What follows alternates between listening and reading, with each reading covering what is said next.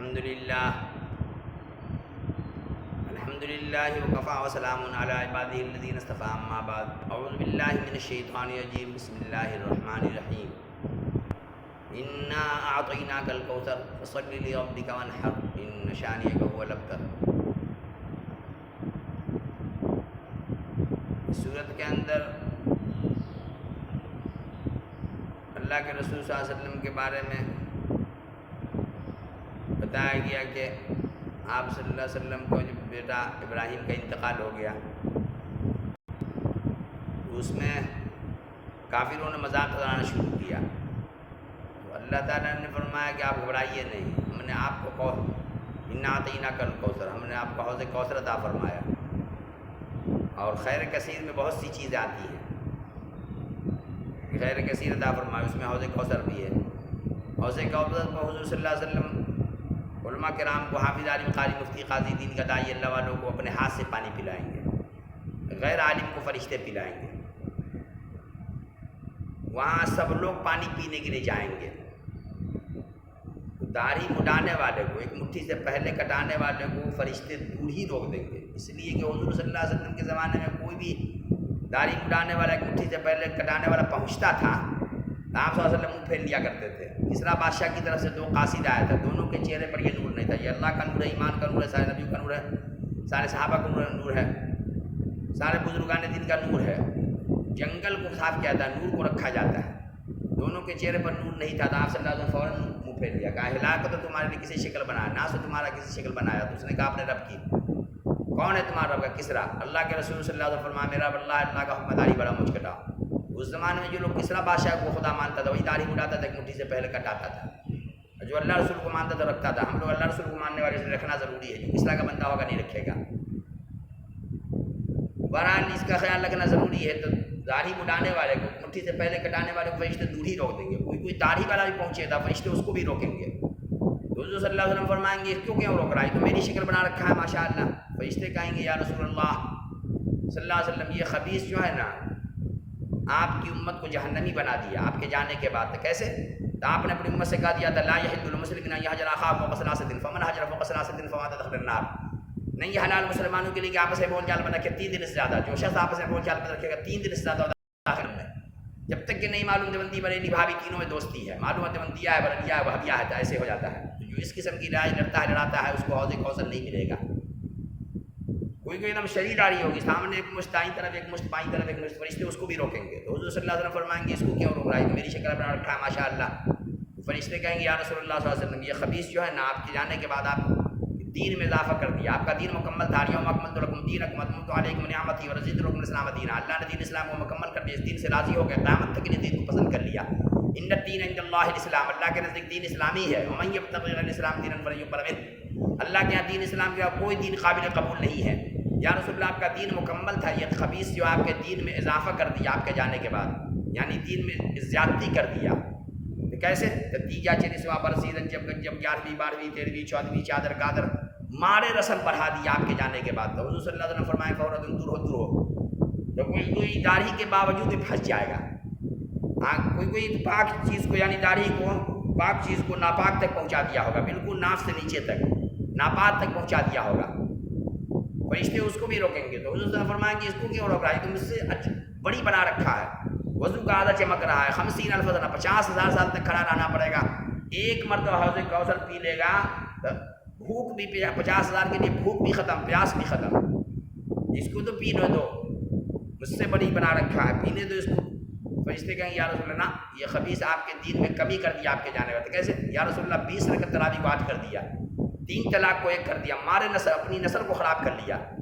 یا رسول اللہ دونوں ہاتھ سے مسافہ کو ایک ہاتھ سے کر دیا، ٹوپی کو سر سے پھینک دیا، 2 وقت حضور صلی اللہ علیہ وسلم 2 وقت ٹوپی اتارتے، سوتے وقت نہاتے وقت، یہ نماز میں بھی ٹوپی کو پھینک دیا۔ عورتیں 2 وقت آنچل اتارتی تھی، سوتے وقت نہاتے وقت۔ یا رسول اللہ یہ ہے کہ عورتیں بھی سر سے آنچل پھینک دی، یہ ہے کہ اشہد اللہ اٹھانا تھا اللہ جھکا ڈراتا ہی رہتا تھا۔ یا رسول اللہ 4 انگور بھی مقام ابراہیم علیہ السلام دیکھ کر کے آئے ہیں، 4 انگور کا فاصلہ ابراہیم علیہ السلام کے پاؤں کے نشان، اتنے ہی حکم ہے رکھنے کا، یا 4 انگور ایک بارش رکھے، یا تھوڑا موٹا ہے تو اور زیادہ رکھے، یہ بہت زیادہ چیز ہے، 2 آدمی کی جگہ لے لیتا تھا۔ یا رسول اللہ ٹہیا کے بیٹھتا تھا نماز کے اندر، اس طریقے سے جو ہے کہ اس کی ایسی حرکت کرتا تھا کہ آپ کے دین کے اندر بہت کمی کر دیا اس نے، دونوں ہاتھ سے مسافہ کو ایسے کر دیا، یا رسول اللہ آپ کے دین میں کمی کر دیا، تو ہم فرمائیں گے فوراً دور ہو۔ تو دین میں کمی کرنے والے کو، زیادتی کرنے والے کو حوض کوثر نہیں ملے گا۔ بہرحال یہ کہ حوض کوثر پر سب کو پہنچنا ہے، اس لیے کمی زیادتی سے بچیے۔ ایک بات تو یہ ہو گئی۔ دوسری چیز یہ فصلی لربک وانحر، فرمایا اللہ نے کہ آپ جو ہے کہ نماز پڑھیے، قربانی کیجیے۔ تو یہ ہے کہ کوئی بھی غم ہو جاتا ہے تو نماز پڑھنے سے دور ہو جاتا ہے۔ یہ جانی قربانی ہوئی، ہماری قربانی ہے۔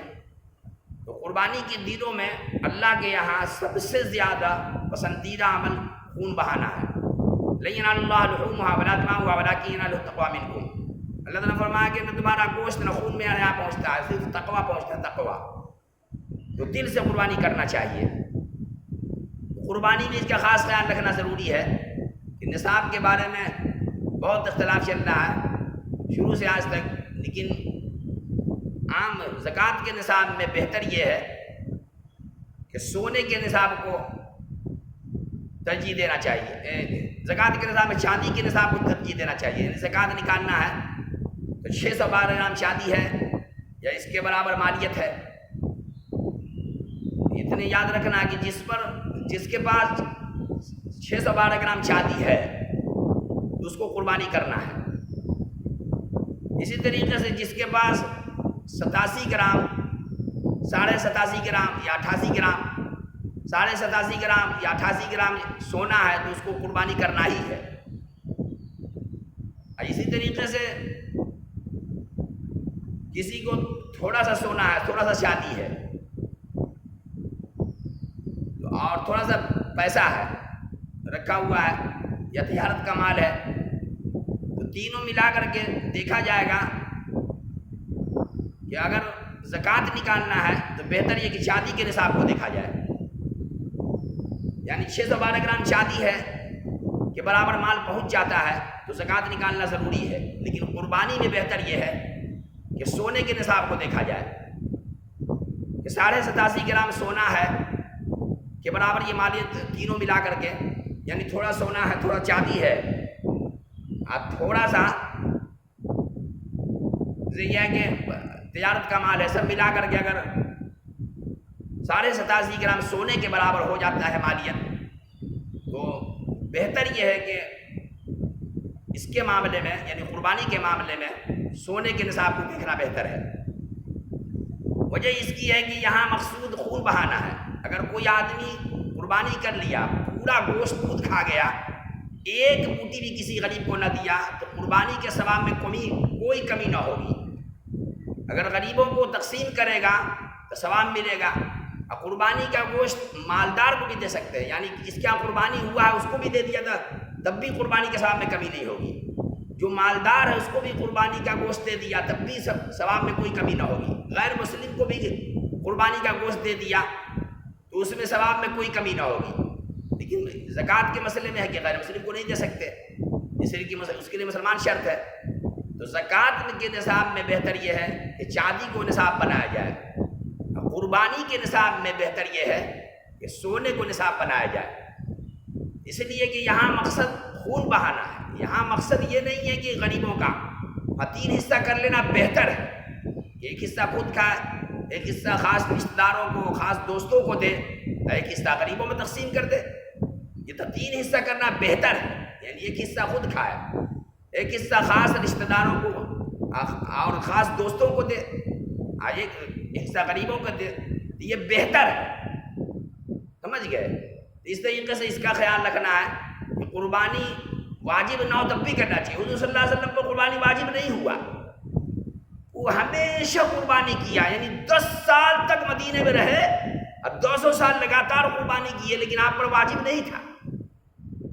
یہ ہے کہ بعض مرتبہ واجب نہیں تھا تب بھی کیے، اپنے کی طرف سے بھی کیے، امت کی طرف سے بھی کیے۔ نفلی قربانی، اپنی قربانی کر لے، واجب ہے ہم پر تو پہلے اپنی قربانی کر لے، اس کے بعد اللہ نے پیسہ دیا ہے تو نفلی قربانی حضور صلی اللہ علیہ وسلم کی طرف سے، صحابہ کی تابعین، تابعین بزرگان سب کی طرف سے کر سکتے ہیں۔ قربانی عقیقہ دونوں ملا سکتے ہیں، قربانی بھی ملا سکتے ہیں، عقیقہ بھی ملا سکتے ہیں، سارے ثواب بھی، ابا کے نام سے، امی کے نام سے قربانی کرنا چاہتے ہیں، حضور صلی اللہ علیہ وسلم، صحابہ، تابعین، تابعین بزرگان دین پیر صاحب کے نام سے، یہ سارے صاحب کی قربانی بھی ملا سکتے ہیں، اس میں کوئی اختلاف نہیں، انشاءاللہ آپ کی قربانی قبول ہوگی۔ اِنَّا أَعْطَيْنَاكَ الْكَوْثَرَ فَصَلِّ لِرَبِّكَ وَانْحَرْ إِنَّ شَانِئَكَ هُوَ الْأَبْتَرُ۔ جو لوگ مذاق اڑاتے ہیں آپ کا ابراہیم، حضور صلی اللہ علیہ وسلم کا بیٹا ابراہیم کا 18 مہینے کا طیب، طاہر، قاسم، تینوں بیٹا کا بھی انتقال ہو گیا تھا اور ساتھ ساتھ ابراہیم کا بھی انتقال ہو گیا تھا، تو کافروں نے مذاق کرانا شروع کیا تھا۔ اللہ نے کہا کہ جو آپ کو ابتر کہہ رہا ہے کہ اس کا نسل ختم، تو آپ گھبرائیے نہیں، آپ کی محمد بن عبداللہ نہیں ہے، آپ محمد رسول اللہ ہیں، آپ کی روحانی اولاد پوری دنیا میں چھا جائے گی، اور روحانی اولاد آپ کی موجود ہے جو آپ کی مشن کو لے کے چلے گیا، چل رہی ہے، قیامت تک چلے گی۔ اس لیے روحانی اولاد حضور کی موجود ہے، خونی اولاد ختم ہو گئی، جسمانی اولاد ختم ہو گئی، لیکن روحانی اولاد قیامت تک رہے گی۔ روحانی اعتبار سے پوری امت کے حضور صلی اللہ علیہ وسلم ابا ہے، اس کی تفصیل انشاءاللہ کبھی بعد میں ہوگی۔